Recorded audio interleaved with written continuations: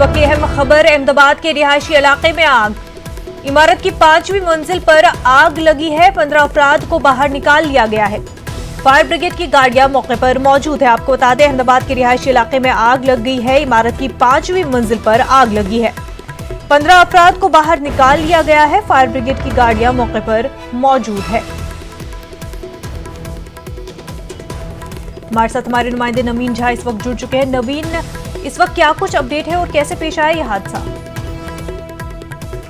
पूरा मामला है वो चांदखेड़ा इलाके के अंदर एक गणेश करके बिल्डिंग है, उसके अंदर 5वें माल पे आग लगने के कारण जो आग है तो दूसरी जगह पे जो फैल गई थी और जिसमें काफी लोग फंसे हुए थे और जिनको बाहर निकालने की जो कार्रवाई है वो फायर डिपार्टमेंट जो दमकल की गाड़ियां उन्होंने की और काफी लोगों को बाहर निकाल लिया गया। लगभग अभी आग को काबू में लेने की तमाम जो प्रक्रिया है हो चुकी है और जो भी लोग सबको सुरक्षित बाहर निकाल लिया गया है और अभी जो लोग रेस्क्यू में जिन्हें किया गया है, जो बीमार थे अथवा जिन्हें तकलीफ हुई है, वो तमाम लोगों को भी हॉस्पिटल भेजा जा चुका है। जी नवीन, क्या 15 लोगों के अलावा भी बिल्डिंग में कुछ और लोग मौजूद है जिनको अभी निकालने की कोशिश हो रही हो? जी अभी फिलहाल कुछ नहीं, कोई अभी अंदर फंसे हुए नहीं है, लेकिन काफी लोगों को जो बाहर निकाल लिया गया उनमें से कुछ लोग बीमार जो है उन्हें हॉस्पिटल भेजा गया। जी उनकी कंडीशन कैसी है नवीन? हमारे नुमाइंदे नवीन से हमारा राब्ता मुनक़ते हो गया है। बेहद शुक्रिया नवीन आपका। आपको बता दें, अहमदाबाद के रिहायशी इलाके में आग लगी है। इमारत की 5वीं मंजिल पर यह आग लगी है। 15 अफराद को बाहर बहिफाजत निकाल लिया गया है। फायर ब्रिगेड की गाड़ियां मौके पर मौजूद है। आगे बढ़ते हैं। हुजूमी तशद्दुद के ताल्लुक से तौहीन अदालत की अर्जी पर सुप्रीम कोर्ट में समाअत हुई। अदालत ने मरकज और 8 रियासतों को नोटिस जारी किया है। कोर्ट ने उत्तर प्रदेश, बिहार, मध्य प्रदेश, दिल्ली, राजस्थान, जम्मू कश्मीर और आंध्र प्रदेश को नोटिस जारी किया है। तौहीन अदालत की अर्जी में कहा गया कि 2008 में तफसीली गाइडलाइन जारी की गई थी, लेकिन उस पर हुकूमतें सही तरीके से अमल नहीं कर रही हैं। यही वजह है कि हुजूमी तशद्दुद के वाकयात रोनमा हो रहे हैं। अर्जी के मुताबिक पुलिस और मकामी इंतजामिया ने भी कारगर कदम नहीं उठाए हैं।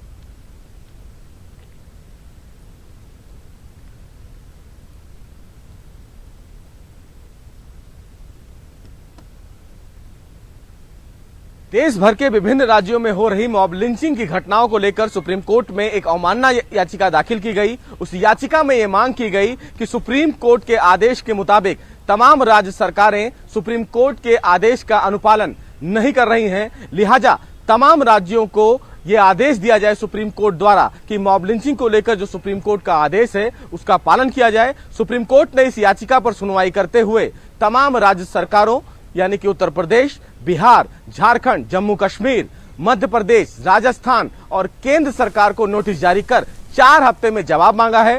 सुप्रीम कोर्ट ने इन तमाम राज्य सरकारों से यह पूछा है कि सुप्रीम कोर्ट के आदेश का अनुपालन अभी तक क्यों नहीं किया गया। आपको बता दें कि सुप्रीम कोर्ट ने मॉब लिंचिंग की घटना को देखते हुए एक अहम आदेश दिया। उस अहम आदेश के मुताबिक तमाम राज्य सरकार ने अपने राज्यों में और प्रत्येक जिले में मॉब लिंचिंग की घटनाओं पर निगरानी रखने के लिए एक कमेटी बनाएंगी, एक टीम बनाएंगी जिसके मुखिया राज्य के डीजीपी और मुख्य सचिव होंगे।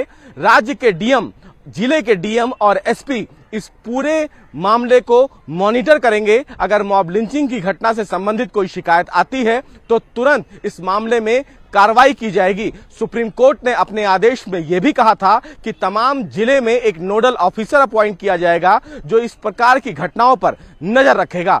फिलहाल सुप्रीम कोर्ट ने इस अवमानना याचिका पर तमाम राज्य सरकारों से जवाब मांगा है। अब ऐसे में देखना है कि तमाम राज्य सरकारें आने वाले 4 हफ्ते में अपना क्या कुछ जवाब सुप्रीम कोर्ट में दाखिल करती हैं। कैमरामैन सोनू के साथ सुशील पांडे, न्यूज़ 18 दिल्ली। 61 नामी शख्सियात ने एक खुले खत के जरिए खास मुद्दों को हवा देने और गलत बयानी की मजम्मत की है।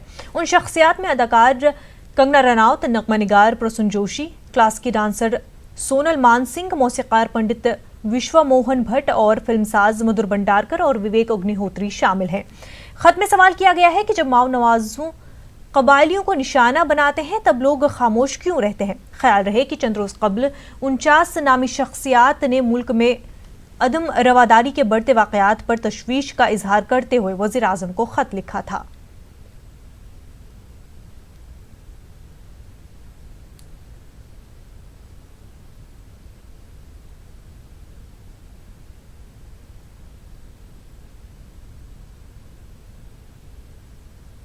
देखिए, डेफिनेटली हम काफी लोगों ने इस लेटर को लिखा है और हमने ये कहा है कि ये सिलेक्टिव आउटरीच जो चल रहा है, जब आपको सूट करता तब आप बोलते हो, अदरवाइज आप नहीं बोलते हो।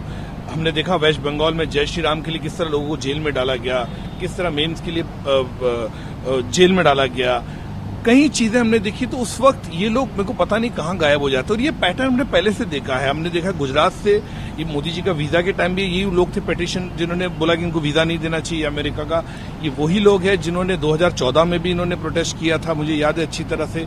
ये वही लोग हैं जिन्होंने 19 में भी किया था और अब भी कर रहे हैं। तो ये सिलेक्टिव है, जो इनको सूट करता तब बोलते हैं और एक तरफा बोलते हैं, ये दो तरफा नहीं बोलते। लिंचिंग किसी भी तरह का गलत है, चाहे वो हिंदू हो, मुस्लिम हो, कोई भी हो, बहुत गलत है। मैं उसकी निंदा करता हूं, मैंने हमेशा किया है।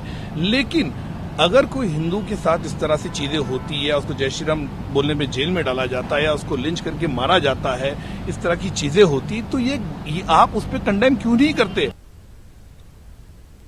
बिहार उर्दू के असिस्टेंट प्रोफेसर इंटरव्यू के रिजल्ट का ऐलान किया गया। तवील इंतजार के बाद बिहार की यूनिवर्सिटी में उर्दू के असिस्टेंट प्रोफेसर के ओहदों पर बहाली हो रही है, जिसे उर्दू हल्कों